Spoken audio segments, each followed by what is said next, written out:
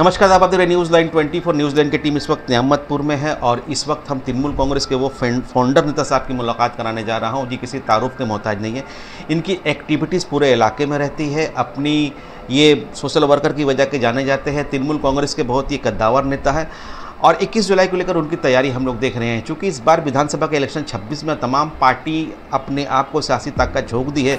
अभी हम लोगों ने देखा कि हाल ही बीजेपी ने भी अपना प्रेसिडेंट चेंज कर दिया है और उनका प्रेसिडेंट बदल दिया गया है। अब आइए खुर्शीद साहब से मुलाकात करते हैं और ये जानने की कोशिश करते हैं कि विधानसभा इलेक्शन को लेकर का वेलकम हमारे चैनल में।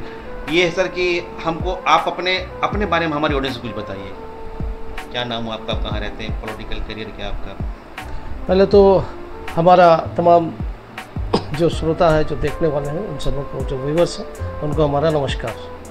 सवाल है कि अभी हमारे सामने सबसे पहले 21 जुलाई को जो प्रोग्राम होने वाला है, 21 जुलाई को हम इस प्रोग्राम को सक्सेस करने के लिए पूरे कुल्टी क्षेत्र में जितने भी सेक्शन, जितनी भी सोसाइटी के हमारे लोग हैं, उनके साथ हम लोगों का बैठक चल रहा है और इस प्रोग्राम को सक्सेस किया जाएगा। इसको कामयाब करने के लिए हम लोग पूरे तन मन और धन से इसमें लगे हुए हैं।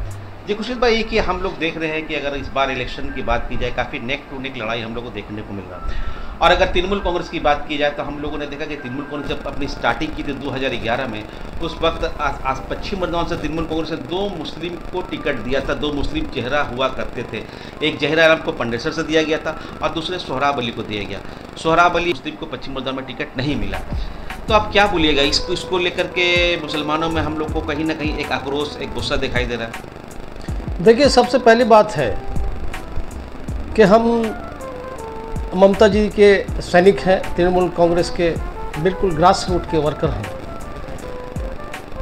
और तमाम का तमाम पश्चिम बंगाल में रहने वाला जो भी माइनॉरिटी में लोग हैं, वो आज इस सरकार से खुश है।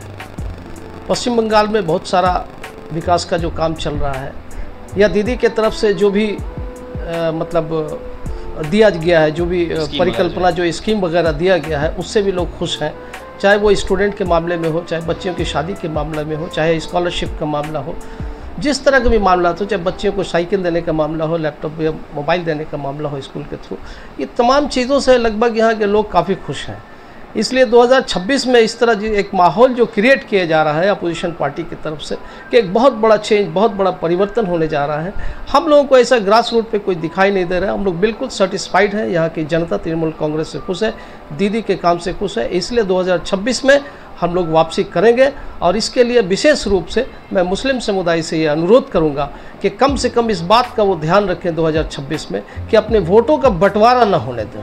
तरह तरह की पॉलिटिकल पार्टी बीजेपी का एक दुपट्टा ओढ़ करके सामने आएगी, नए नए तरीके से माने लोगों को खड़ा किया जाएगा।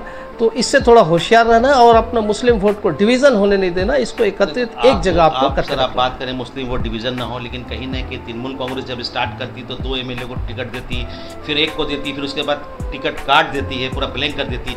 तो क्या ऐसा नहीं लग रहा कि मुस्लिम रिप्रेजेंटेटिव खत्म हो रहा है? पश्चिम बर्दवान में मुस्लिम लड़का उभर नहीं आ पा रहे हैं। मैं आपकी बात से बिल्कुल सहमत हूँ और उसकी तरफ आ रहा हूँ। ये एक्चुअली 2011 से वाक़या शुरू हुआ है। यहाँ पश्चिम बर्दवान जिला में 9 सीटें हैं, जिसमें पहले 2011 में 2 सीटों पर मुस्लिम कैंडिडेट को खड़ा किया गया था, जिनमें जहीर आलम जमुड़िया से थे और यहाँ बनपुरा आसनसोल साउथ सीट से हमारे सोहराब अली रानीगंज से थे।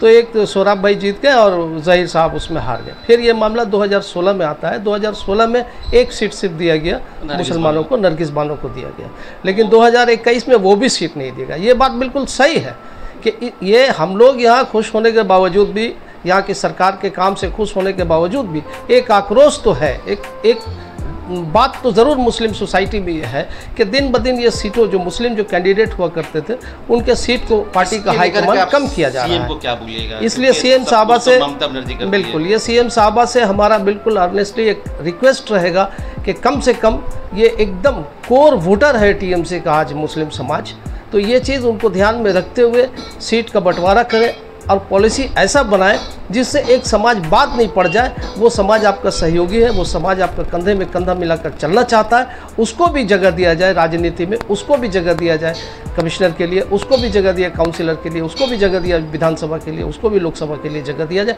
यही अनुरोध है हमारी दीदी के साथ और हम उम्मीद करते हैं कि इसको ये कंसिडर किया जाएगा आने वाले दिनों।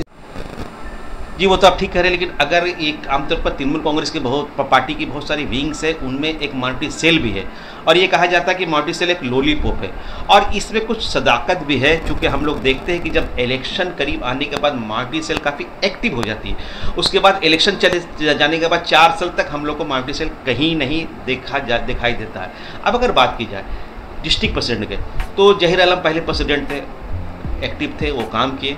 उसके बाद अबू कौनैन सदाब आए, उनको भी हम लोगों ने देखा। उसके बाद सैयद अफरोज़ साहब आए, उनको भी हम लोगों ने देखा। लेकिन अभी जो प्रेजेंट प्रेसिडेंट है मोनू साहब, ऐसा लगता है कि पूरी जो 21 जुलाई की तैयारी चल रही है उनको हम लोग कहीं नहीं देख रहे हैं। करीब इक्का दुक्का प्रोग्राम में वो अपने मंत्री मौलाना खट्टर के साथ हम लोग को दिखाई देते हैं। तो क्या लगता है इस पर क्या इम्पैक्ट पड़ेगा 21 जुलाई की तैयारी में?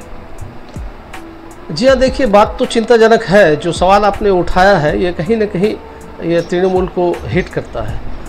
ये बात सही है कि 21 जुलाई के लिए जो माइनॉरिटी पश्चिम बर्धमान जिला कमेटी के माध्यम से जो स्टेप लिया जाना चाहिए, जो इस पर काम किया जाना चाहिए, वो दिखाई नहीं पड़ रहा है। अब विशेष रूप से कुल्टी में भी इसका कोई, जबकि कुल्टी एक थिक पॉपुलेटेड एरिया है, इतना बड़ा जुरिस्डिक्शन है, इसके बावजूद भी यहाँ पर कोई मूवमेंट नहीं है कि 21 जुलाई को कोई तैयारी किया जाए। ना ही जो माइनॉरिटी के ब्लॉक प्रेसिडेंट हैं उनको देखा जा रहा है, ना ही जिला के जो हमारे प्रेसिडेंट हैं उनको देखा जा रहा है। ये एक अफसोसनाक बात है।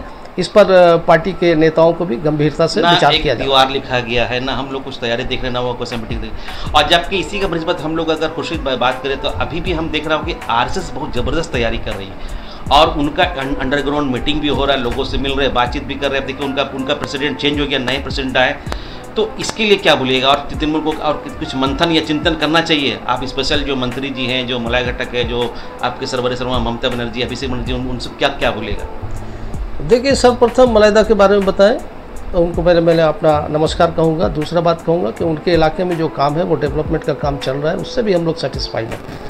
लेकिन सवाल है कि 21 जुलाई को लेकर के जो काम किया जाना चाहिए वो नहीं हो पा रहा है। पब्लिक तक वो मैसेज नहीं जा रहा है कि हम किस लिए हम प्रोग्राम करने जा रहे हैं, हमको क्या करने जाना है, शक्ति का प्रदर्शन करना है, हम लोगों को दिखाना है, हम एक जगह हम संगठित हैं, ये हमको दिखाना है। इसके लिए दीवार लिखा जाता है, पोस्टर किया जाता है, मोहल्ले में मीटिंग किया जाता है, सबको ऑर्गेनाइज़ किया जाता है, जिंदा किया जाता है ऑर्गेनाइजेशन को। ये हमारा टेस्ट भी हो जाता है कि आने वाले दिनों में हर बूथ पे हमारा क्या रिजल्ट आने वाला है। तो सवाल है कि यहाँ कहीं ना कहीं हम फेल्योर हैं। तो इस बात पर पार्टी के नेता को गौर करना चाहिए। विशेष रूप से मलाइदा को कहूँगा कि वो इस बारे में इनिशिएटिव ले और जो भी विंग है माइनॉरिटी का उसको चुस्त और दुरुस्त बनाने के लिए वो कदम उठाएं। यही उम्मीद हम लोग कर सकते हैं।